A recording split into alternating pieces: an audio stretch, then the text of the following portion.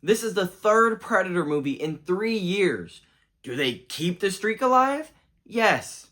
Obviously, this guy does not miss.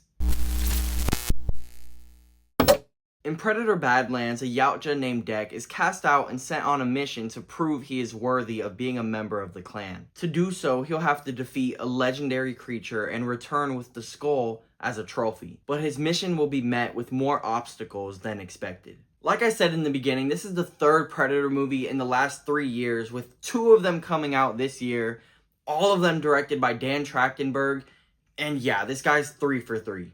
Each one of these films has told a different type of story in this universe. You got Prey, which told the usual one of someone on Earth being hunted, then Killer of Killers, an animated anthology, which was surprising and also really worked. And now in Badlands, it's centered around the Predator, kind of like Concrete Jungle, which I might be talking about soon, so look out for that. But yeah, Dan Trachtenberg just clearly has a great understanding and a love for this franchise, and with all these different types of stories, it all works. They all work and fit perfectly into this universe, and as long as he wants to keep making these movies, I will keep watching. If you've seen those other movies, then you know Dan Trachtenberg can really handle the action, and that continues here, and there is a lot of it. You get to see all of the gadgets and abilities, plus you get to see the Predator adapt to these circumstances that he's in and maybe make new tools and figure out new ways to do his hunting. And yeah, the movie is called Predator Badlands, and luckily they did not cheap out. It is a Badlands for sure. They utilize the concept so well, and things that you wouldn't even really think of, they make dangerous, and that just made the movie that much more entertaining. The main character, played by Demetrius Kaloamatangi, sorry if I mispronounced that, is a predator, or a Yautja, which is the species,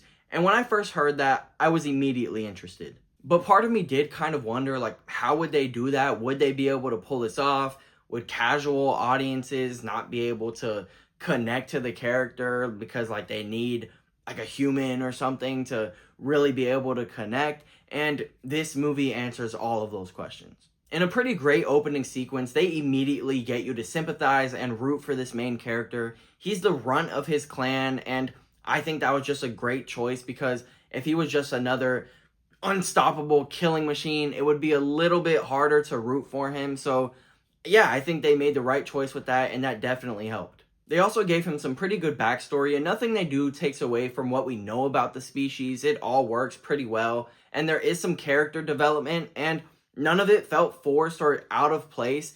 Plus, I just love seeing a dude in a bunch of makeup and like a crazy costume with minimal CGI. I mean, he was great to look at.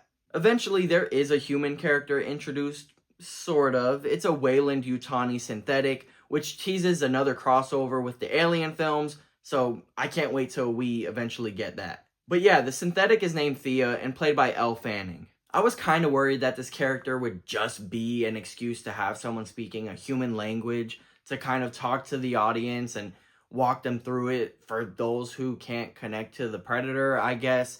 But although she does function as that, she's way more than that, and a pretty decent character overall. I actually ended up really liking her by the end, and having this character does bring about some pretty interesting things and connections to other antagonists in the film. But there was one line where she explained why she'd be talking English throughout the film, and yeah, that could have been done a little bit better. Like most of the other films in the franchise, when you think about it, the story is pretty simple. There's someone or something hunting something else, and that's the main conflict, or the hunting brings about a conflict with someone else.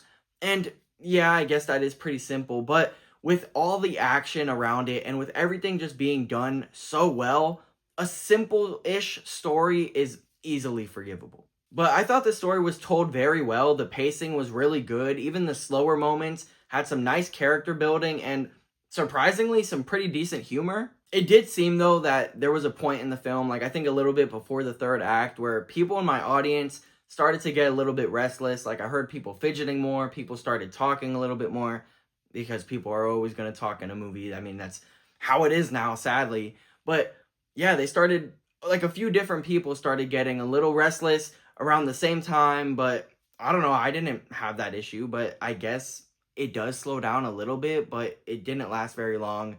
Just thought I'd mention that just in case some people do feel it gets too slow. I didn't.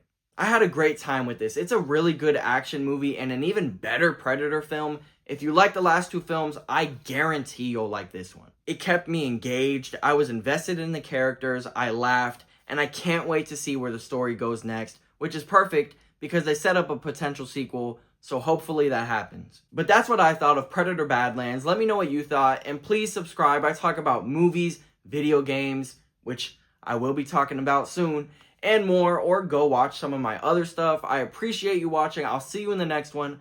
Goodbye.